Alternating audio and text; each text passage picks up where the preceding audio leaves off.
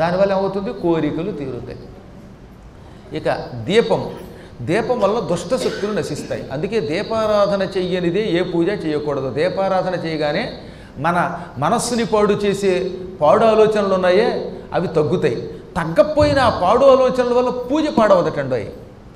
ఇది కొసమెరుపు, చాలా జాగ్రత్తగా వినవలసిన మాట కూడా. సాధారణముగా పూజ మొదలెట్టగానే లేక జపం మొదలెట్టగానే మన మనస్సు అక్కడ ఒక క్షణం ఉండదు. కారణం, కొన్ని దుష్టశక్తులు హృదయంలో ప్రవేశిస్తాయి.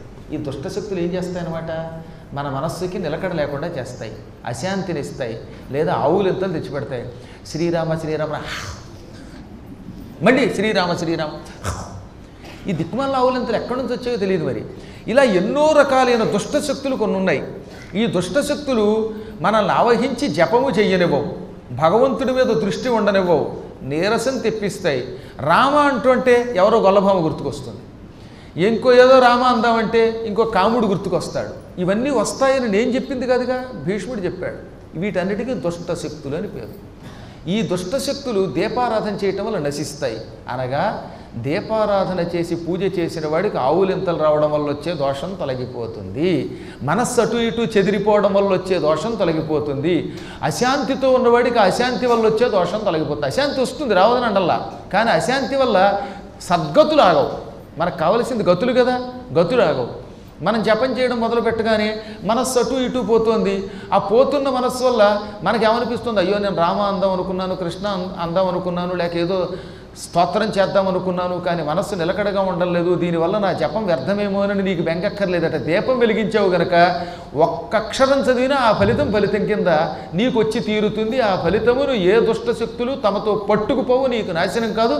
ఆ ఫలితం శరీరం విడిచిపెట్టాక వెంట వచ్చి తీరుతుంది. అందుకని దీపారాధన చెయ్యాలి. గొప్ప సందేశం. ఈ అనుమానాలు మన ఇంచుమించుగా మీ అందరికీ ఉన్నాయి, నాకు ఉండే ఒకప్పుడు. కానీ భారతం చెప్పింది అందుకని దీపం వెలిగించు. దీపం వెలిగించాక నీకు ఏదన్నా లోపల తేడా వచ్చి నీకు బెంగ పెట్టుకోకర్లా, హాయిగా దీపారాధన చెయ్యి. అందుకే ఆ పూజ అయ్యేదాకా దీపం కొండెక్కకుండా చూసుకో. ఆ ఒక్క పని చేసావా, ఆ పూజ చేస్తున్నప్పుడు వచ్చే ఆవులింతలు, ఆ పూజ చేస్తున్నప్పుడు చెదిరిపోయిన మనస్సు, వీటి వల్ల వచ్చే నష్టములు రావు. ఈ దుష్టశక్తులు నశిస్తాయి, దుష్ఫలితములు తొలగిపోతాయి. దీపం జ్ఞానం ఇస్తుంది. దీపం క్రమక్రమంగా మనిషిని జ్ఞానిని చేస్తుంది, గురుభక్తి పెంచుతుంది, పెద్దల మీద, పౌరాణికుల మీద, జ్ఞానుల మీద ప్రేమ పెంచుతుంది, భక్తి పెంచుతుంది.